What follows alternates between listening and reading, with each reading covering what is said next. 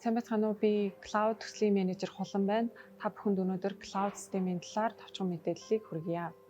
Өмнө нь hard disk, flash, компьютер зэрэг физик тоног төхөөрөмжүүд дээр бид нар мэдээллүүдэд хадгалдаг байсан бол одоо Cloud үүлэн технологийн тусламжтайгаар бидний хэрэглэдэг вебсайт аппликейшнүүд дээр мэдээллүүдэд хадгалах боломжийг одоо энэ дэвшилтэт технологи маань биднэрт олгож байна.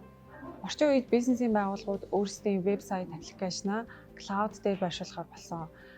Жишээлбэл YouTube, Facebook, Amazon гэх мэт байгууллагууд бүгд Cloud-ыг сонгосон.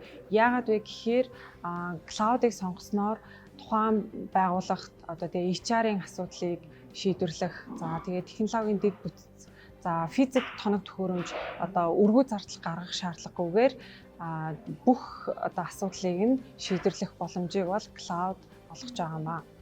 FIBO Cloud нь технологийн байгууллагуудын дэд бүтцийг зохицоор нь шийдвэрлэх, бүтээгдэхүүн хөгжүүлэлтэд илүү анхаарах, бизнесээ хурцлах боломжийг олгохоор үндэсний Cloud төслийг хэрэгжүүлж байна.